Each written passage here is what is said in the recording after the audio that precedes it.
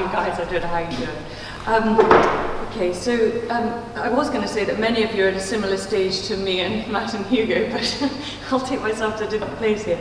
I thought I'd use the opportunity to explore some of the questions and challenges that I think we face as setting up as a garden maker.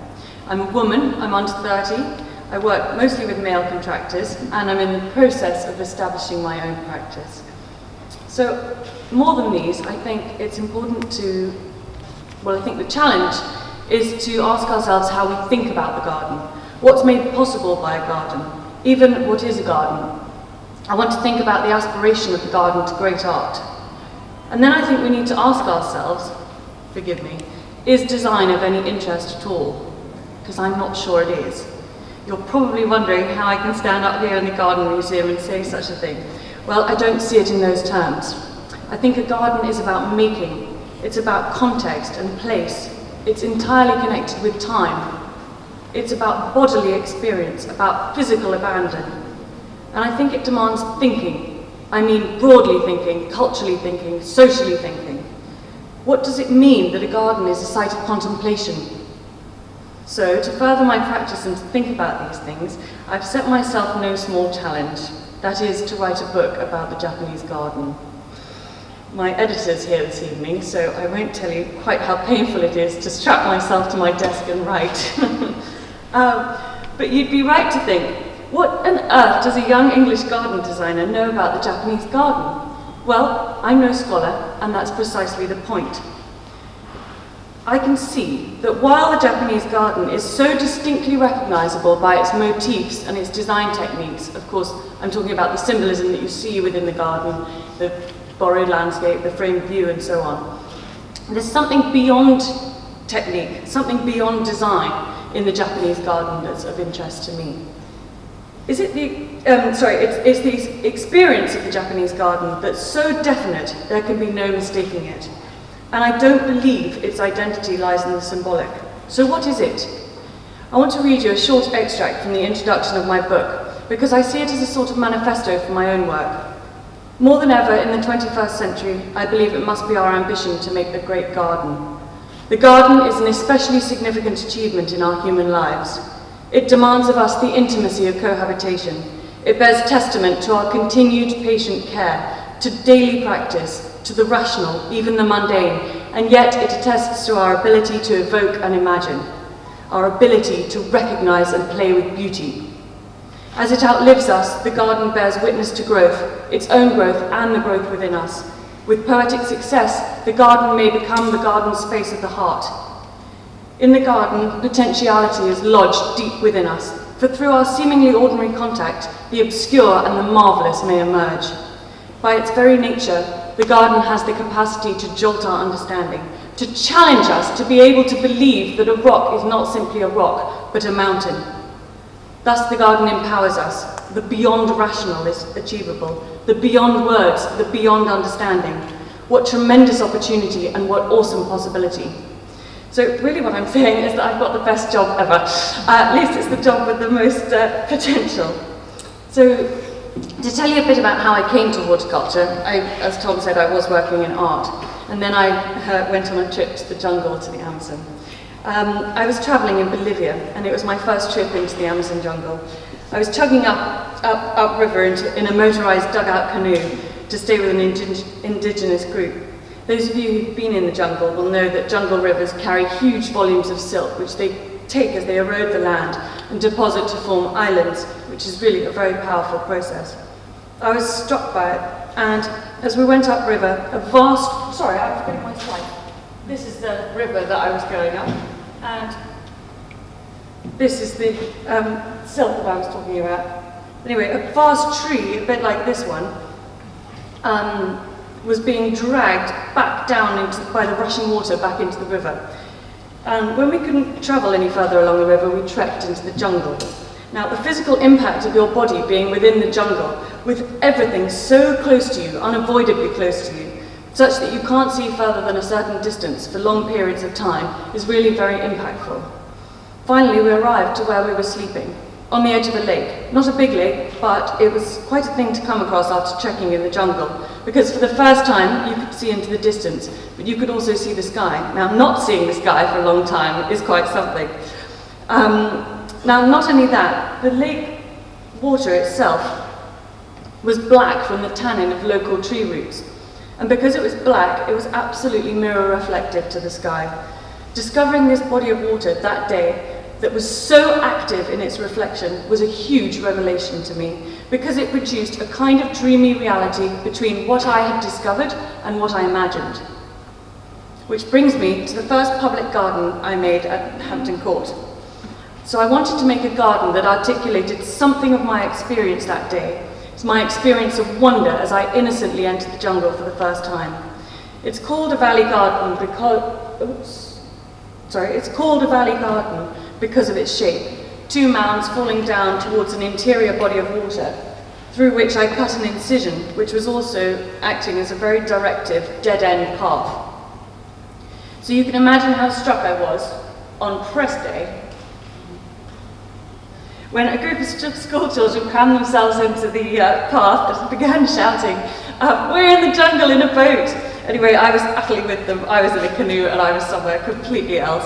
It was so hot that day and I was so exhausted that the water was steaming off the surface and I wasn't sure if I'd imagined it or if it was real.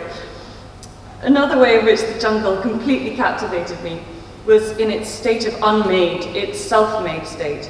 I'm not talking simply about the natural thing. I'm talking about a wild place that is chaotic, that's fully governed and ordered. It's a kind of raw state that embodies truth. In other words, it's a state beyond design. So, in Cave Pavilion, which the Garden Museum very kindly sponsored, I was interested in making a garden that I set up and left alone. In other words, I wanted to make a garden that was beyond my authorship. It was a garden that would self-organize in time. And for me, time is one of the most important issues in garden design. Time is unavoidable. And if you think of the other arts like painting and sculpture, even architecture, they simply don't have the capacity to embody time like a garden does. I was also very interested in the idea or the proposition of landscape as a volume, a thing to be walked in and walked through, just like the jungle, affecting a whole body. So I'm talking about the opposite of a diagram or a master plan.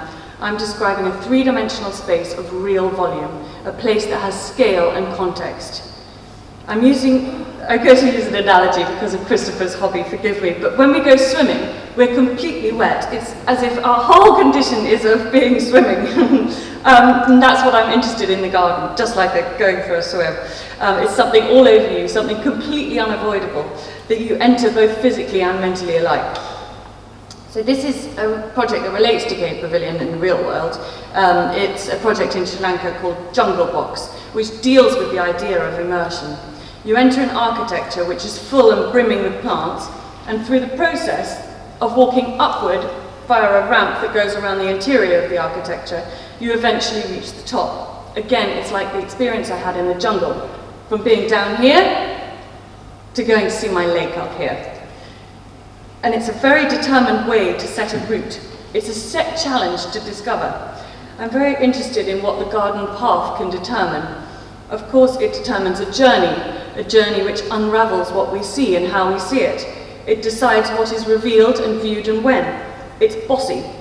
It draws us ever deeper into a physical engagement with the garden. So I just want to read another little extract from my book. To walk carefully along the garden path demands focus and attention. It demands active participation. As the Zen saying expects, look where you're going, watch your step.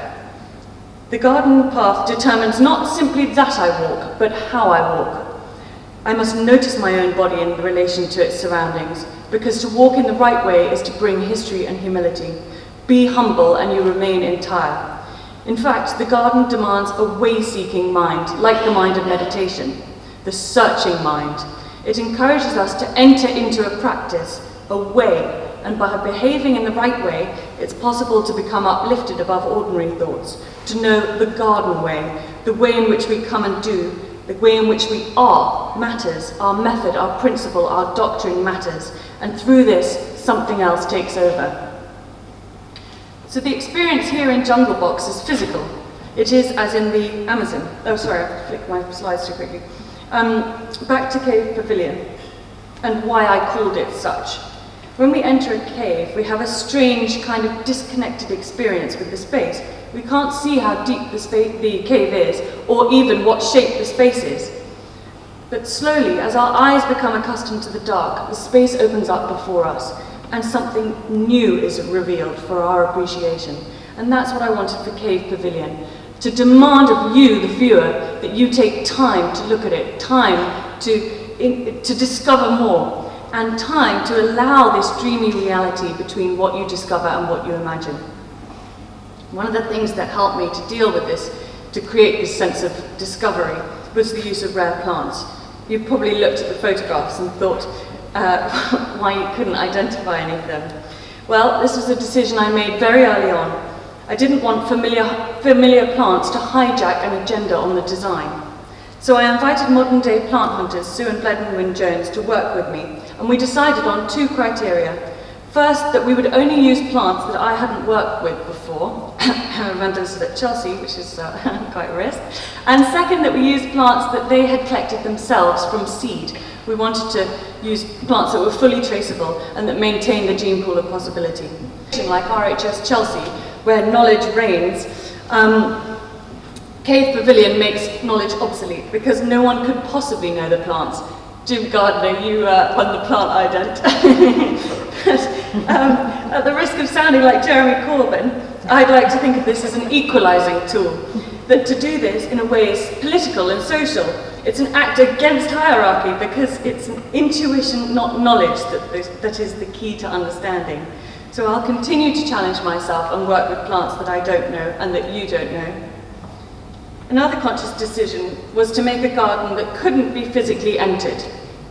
One of my particular interests in the Japanese garden are the gardens which can't be entered, at least not physically with your feet. There are many Japanese gardens that we're expected to view from a platform above or from within an architecture.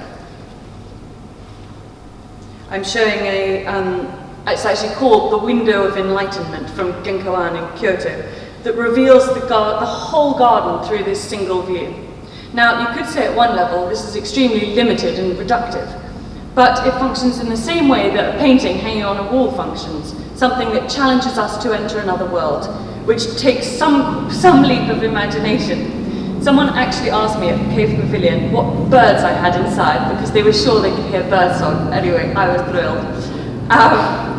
The unenterable is also one way of ensuring that you can keep something hidden, which of course is contradictory, to hide something for the purpose of revelation. The most famous of the Japanese Zen gardens is Ryoanji, which some of you might recognize here. Viewed from a raised platform, we might assume that we can see the whole garden at once. There are 15 stones in the garden, but one of them is always hidden. By hiding one stone, something always shifts, and there's something profoundly mysterious in the uncertain. Whether it shifts in scale or shifts in what's available to be seen, it produces something deeply abstract and captivating because it's shifting. It's actually a secret, but there is one particular knot in the floorboards just behind that man from which you can see all 15 stones at once. A professor I interviewed at Tokyo University told me a rather beautiful story of a visit that she made to Ryoanji. It was a clear, still day, and she'd been looking at Ryoanji and the blossom of the cherry tree. Suddenly, out of nowhere, the wind blew and the cherry blossom fell to the ground. Then, from a clear blue sky, a single cloud appeared and passed in front of the sun so as to provide a moving shadow. That was all that happened, but it introduced to her what she described as a deep sense of melancholy, a mourning for the thing that had passed, and an anticipation and expectation of the thing that will come. The thing that is about to come, the imminent thing, the springtime that's about to burst forth, the autumn that will paint everything red, the understanding that's about to happen. And understanding does require a leap of the imagination. Because this is part of the garden at the Silver Pavilion in Kyoto. Until you understand, this is just a hillside of rocks. But when you understand, you discover a waterfall. But there's no water. It's profoundly mysterious and has been so for 500 years. This garden that was made in the 6th century, 564 AD, is centered on geomancy, the placement of stones according to an ancient system. That's something related to Feng Shui. So if you can believe in geomantic force, then the garden has the power to affect one's daily life. It is, in other words, a place of great potency, that gardens are not simply an adornment for design and architecture, but part of a belief that ties us to the place that we inhabit. This is a garden. It's about 35 meters by 10 meters. It's called Tokayan, Void Garden, and it was made about 400 years ago. It's astonishing. It's a garden that's not a garden. It's an absent garden. It's a big, big space of pregnancy. It's something that you make of it yourself or don't. It depends on you. This is a project that I've been working on in Kyoto, Kazuya Tsujima of Sana. It's a set of 10 artist houses and studios, and they're internet connecting spaces. Obviously, being a project in Japan, there was a very particular opportunity for me to understand the Japanese garden better. So I want to show you just one of the 6 gardens that I've designed. The difficult criteria, I must say, was that the garden footprint should remain exactly as it was, so that the space could be used for entertainment. It's a garden of almost nothing at all, a cloud garden. You can see that there are slits in the wooden floorboards from which the clouds arise. What we see depends upon ourselves. If we look and think about the hidden system that's producing this artificial cloudscape, then that is all we see. But if in an act of what the Japanese call mitate, a leap of imagination, we are able to dream, then this might well be an apparition. Thank you.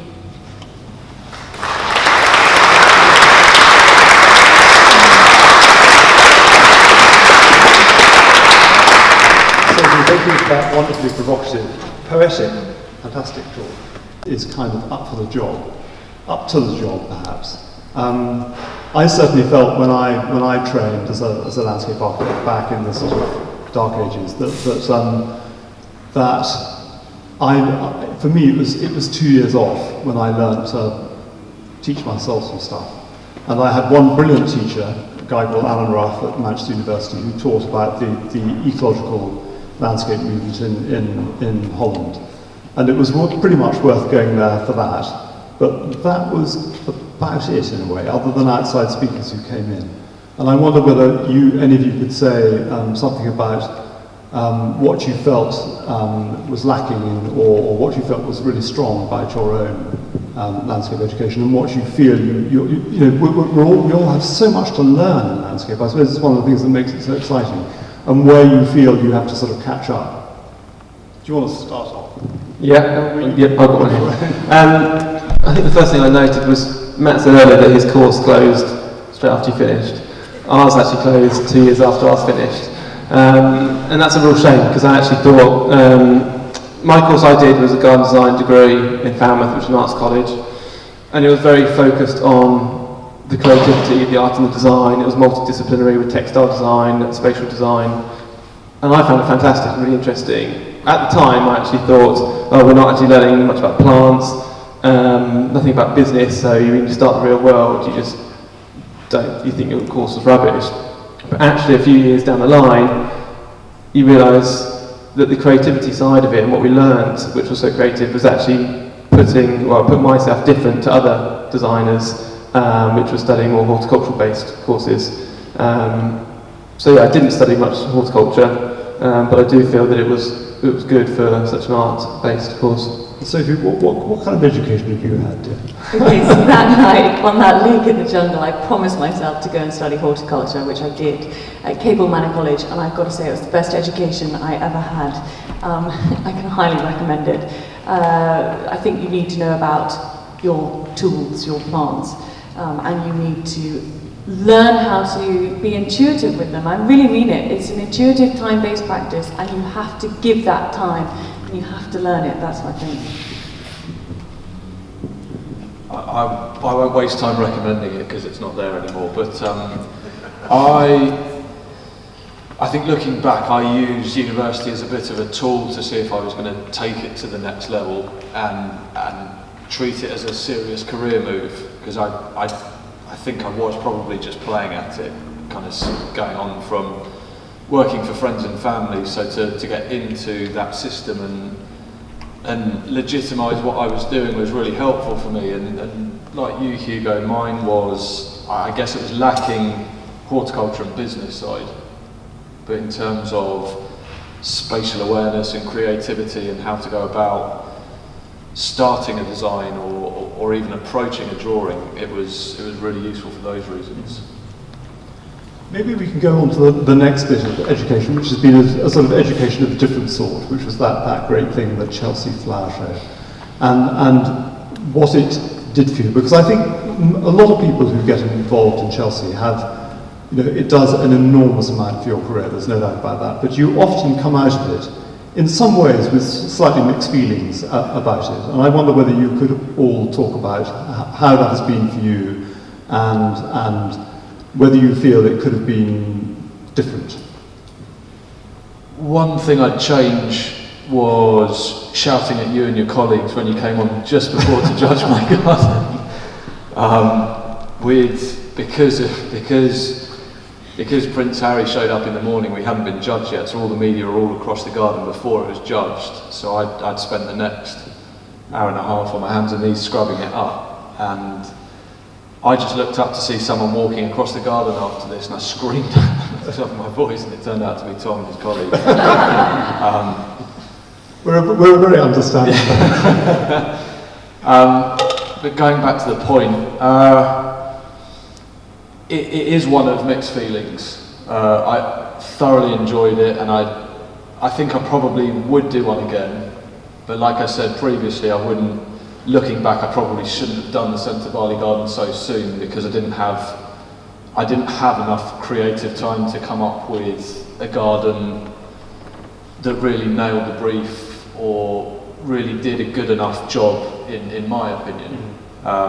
So that's a tough one. It's really easy to get dragged back into it because it's such an exciting time, and going from the relatively small gardens to having a face all over the papers, and that's not why I particularly did it, but it is a bit of a draw. It's a draw to not just for the publicity, but I guess the competitive nature of it all.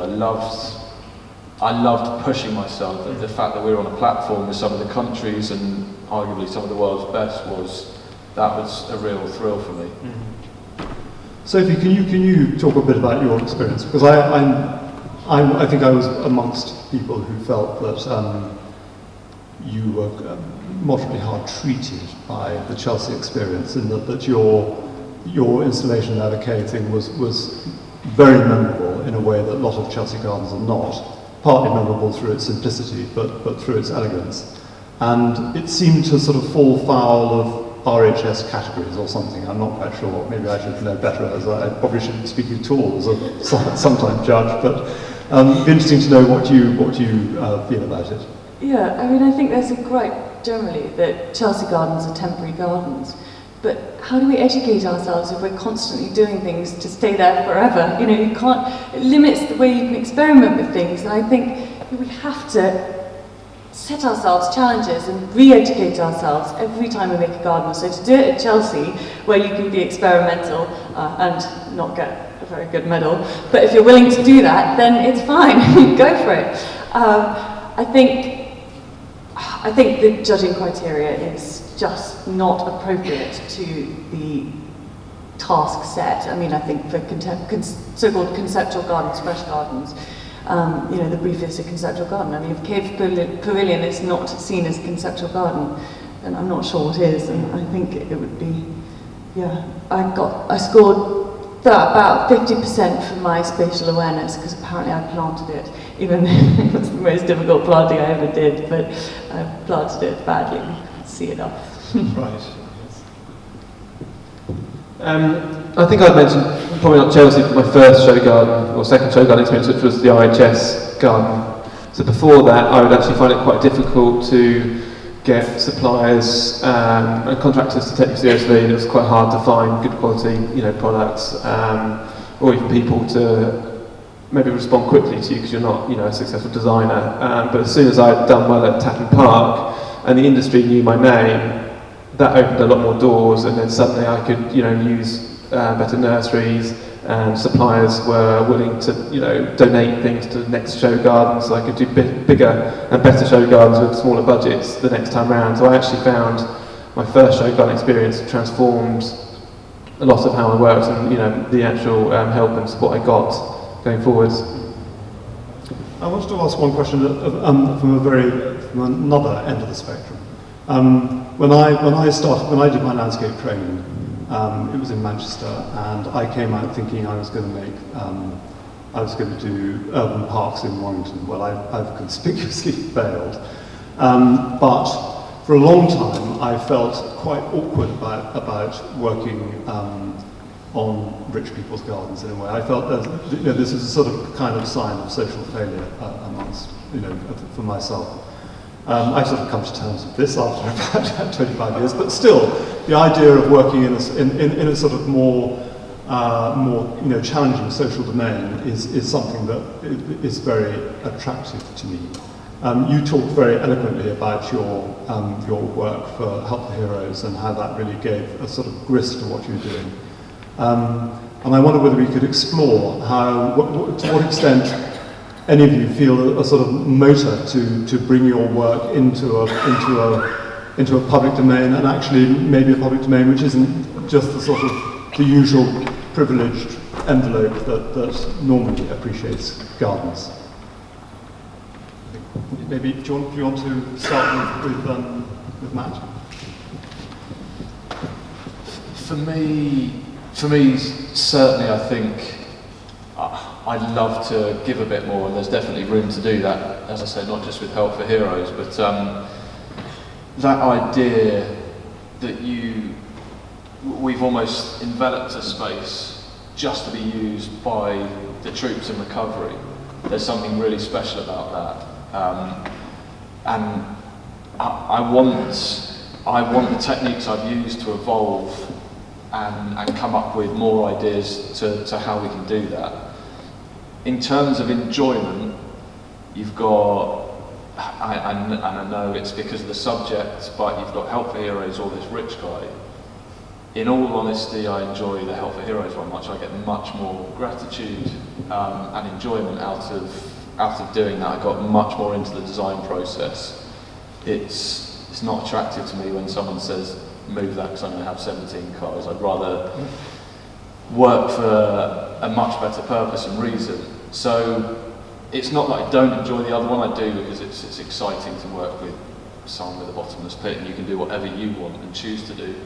But when there's greater meaning to it, and it's going to be used in a way like it is at the recovery centre, that's something I'm definitely going to explore more in the future, I think. So, do you want to explore that a bit more? Yeah, I mean, I don't really know what to say, because it's complicated working and finding your way, as I think I talked about, I hope we talked about. I've turned inward almost to write this book, and it does involve quite a lot of time of my sitting quietly just thinking. So public, private, I don't know. I mean, of course I've always go for public space because it's, got public connotation to it, but You get a client which is really happy with their garden and their enjoyment is, doubled from what they had before, then I've done a good job and I'm really pleased. But then again, working on a public space where a lot more people are going to get more enjoyment, and more importantly with the project in Jordan, education, to learn more about the flora of their own country and responsibility of their own landscape. Then that's really important, and that's going to help a lot more people and future generations. So that's a massive drive for myself, and increasingly spending more time on that because it starts to become more important to myself, and I think the reasons behind it are becoming more important, and that shows in my Chelsea garden. When I visited Jordan once, the sponsor only wanted a water management garden, but I actually wanted to reflect, that global water issue. And have you found that you've been pushing at a fairly open door in these things, or have you had to fight to get across a more educational message? Yeah, it's all about persuasion. Yeah, I think Persuasion as opposed to fighting. persuasion, and yeah, if you're good at persuading, you can eventually get there. Right. Well, can we persuade? Yes. I think it's time to have a few questions. You'll probably ask much more penetrating questions than I have done from up here. So I think there's a one of these that can be. I just really want to come in on this point. You can hold your fire until. I'll go to hold my fire until I get the microphone. Tom, you were saying, is this a rich man's tool or a rich man's game, and we should be more socially aware. I'm sure that's true. But actually, my immediate reaction was almost the opposite, which is that I think gardening and landscape is too much of a bourgeois plaything at present. And one goes to Chelsea, and actually far too many of the gardens are very much the Daily Telegraph, the Daily Mail garden, looking exactly like a sort of glorified version of one's suburban garden, with really very little of creative design within them and new thought going into them. So it's really not, is there too much capital going into gardening, but actually is there too little, both financial capital but also intellectual capital. And I think that if you think about the other areas of art which are attracting tremendous amounts of capital, if you think about the past of landscapes in the past, which have been, of course, the rich man's plaything, but actually what they've done is bringing great new design and thought and renaissance, literary renaissance.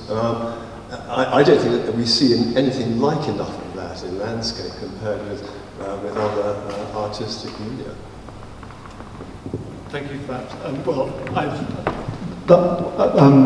It shouldn't really be me answering this question, but I feel that what I was actually asking them about was whether they felt a need to make some kind of social contribution, because landscape is such an obvious sort of vector for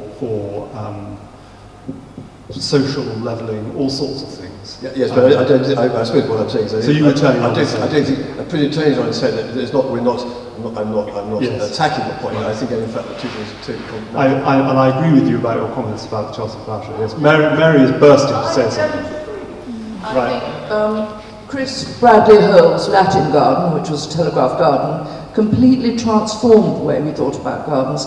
Your Thanatos garden, which you had to explain to me because I didn't know what Thanatos meant, was also an incredibly conceptual and worrying and beautiful and upsetting. Who doesn't know what Thanatos means? Death. So I can't agree. I mean, of course there are some gardens which are pretty basic, but I think a lot has happened, and I think that's an unfair comment. Would anybody up here like to join this fray? I'm sure, Sophie, you're itching to.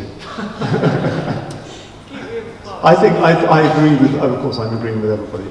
I agree that I think that there is a conspicuous lack of thought in quite a lot of gardens that happened at Chelsea, and that the ones that you remember, like Christopher's garden, I think like Sophie's garden, that have something very simple and strong to say, are truly memorable. I think, I remember Hugo's water garden, which was very educational. It was, for me, it was a garden that almost tried to say too much. There were a lot of details in it, which were really remarkable. I mean, the sort of cracked concrete floor was very, very beautifully done.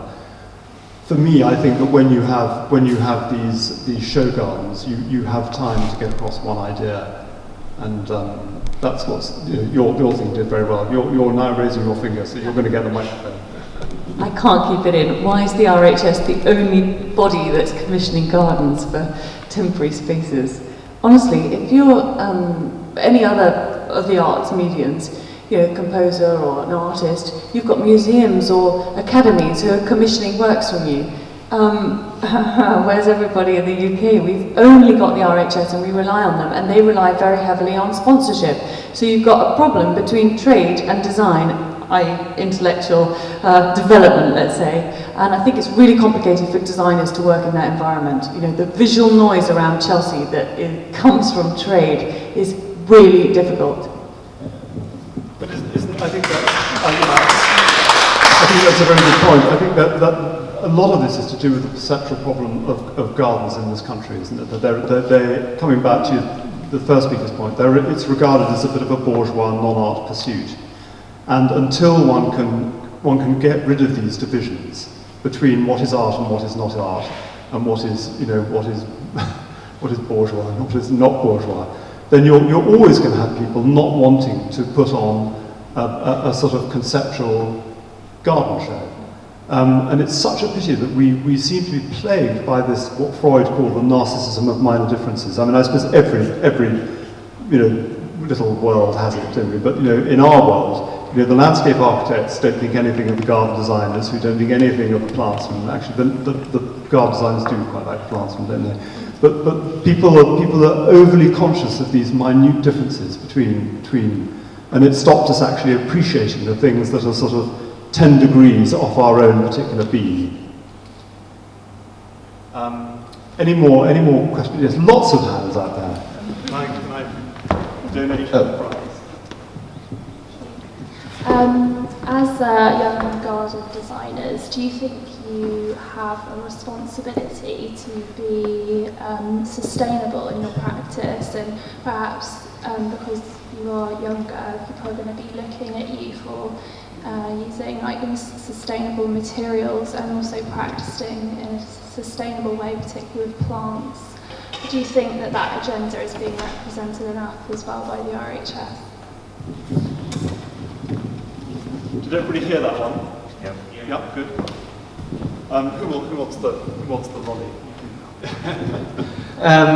Yeah, it's a really important point, and I think going forward it gets more important, like you say, both running a business and designing or implementing landscapes. Yeah, I do I always try and obviously try and use local materials wherever I do projects. I think it gives it more of a grounding of where it is. I think you need to try and maintain a timelessness to the gardens, and I think if you can get a high quality with local materials, I think you get that. I think it's a simpler way of doing it. And then working in Jordan again is an easy example, but out there they're less educated and they want what developed countries have, so they are importing most things, yet I want to actually celebrate what they've actually got, and you can create, you can see they're bringing imported materials, cheap materials, and abusing them to try and catch up with what we might be doing over here, but actually to reuse their materials in maybe a different way, hopefully will educate them to be more sustainable. I think in all my projects I try and, especially local materials and plants in the right places and those sorts of things. It is important. Anything more to add? Yeah, I think I just agree with Hugo, to be honest. There was a moment in Lesotho out in Southern Africa where I saw sustainability personified when the farmer ploughed his field and had a stack of stones that came out the earth, and he then used the stones to build a dry stone wall. It's the obvious thing to do, and subconsciously I think in a lot of my design work regionally, it's just a go-to thing. You're always considering, well, what do the locals use, what's the local stone, what are the local materials, and not simply from a sustainability point of view, but from a local aesthetic as well. It's just got to be in keeping sometimes, so that's the best way to do it. The point you made about the RHS, I don't know enough, other than during the application process they do ask where the materials come from, whereabouts the plants and trees have come from, so I don't know how far that goes. I don't know whether they go deeper or mark you down or tell you to use other materials if you don't choose the sustainable route. So it's definitely on their radar, I think, but as to how far they take it, I'm not sure. It's speaking as a judge, I mean, a sometime judge, I think they take it quite, I think they take it quite, we take it quite seriously. But having said that, if there's a very beautiful garden made out of wonderful sort of Indian basalt, and it's an amazing piece of design, it's probably not going to get marked down that much for being not made out of compressed dirt from Fulham, as it were. We've probably got time for one more question, a burning question. I've got it. Thank you. Andrew John Clark from Board Hill Garden. The garden was created by my great-grandfather in 1892, and it's about 17 acres made up of about 12 rooms. And every so often we redesign an area or a room and so on, and design and a new form for that area. We of course are delighted, and the public are delighted as they come round and visit. But my question is, obviously over that 125 years, plants have come and gone. Some are now in their prime, and some have still got a few hundred years to go before they are in their prime. How does that period of time affect the way your design is created? Because of course, as a garden curator, one is interested not only in what are the public going to see this year, next year, but what are they going to see in 10 years' time, in 20 years' time? And how can you communicate that to your curator or your client?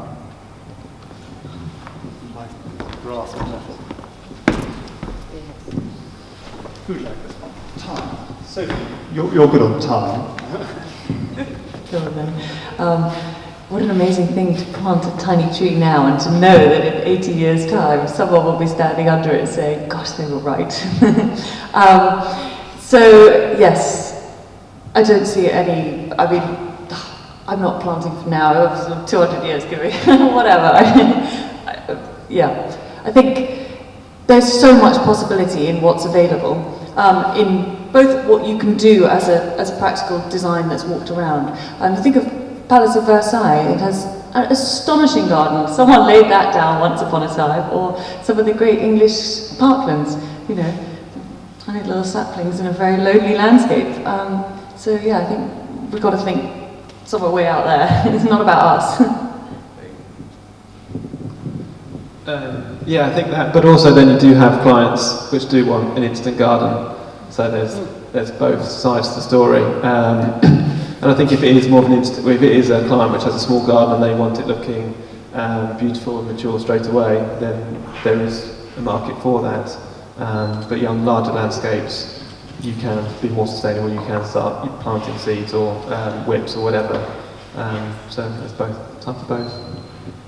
I think there's something that I often feel when I'm particularly making something like a woodland garden, that you as a designer are it's like just pushing the boat out. You give something a start, and you know that somebody else is gonna sort of take it on. It's impossible really to design certainly the kind of complex, spatial, multi-layered, growing garden, I think, with complex planting, with that kind of foresight. Yes, you can make the big bones of a garden with 200 years time frame, but to do something on a smaller scale, I feel is much more difficult unless you're making something which is really quite constrained and formalized, either by endless clipping in the Japanese style or endless clipping in the French style. And I think perhaps we maybe a sort of bête noire I have is that there is a tendency amongst designers, perhaps with the rise of computer-aided design and SketchUp, for one to create these gardens which are actually rather static spatially, that they don't change enough. And maybe that's part of what you're getting at, that people are creating these gardens which are not real gardens, because real gardens are all about process and growth and decay, and letting something go beyond you, so it's not entirely in your control. I really shouldn't end up with me speaking, but I think we probably ought to finish on that note. And I think it's been rather revelation for me, because I didn't know, other than having seen a little bit of their work, I didn't know what different routes these three young, brilliant designers had come from. And it's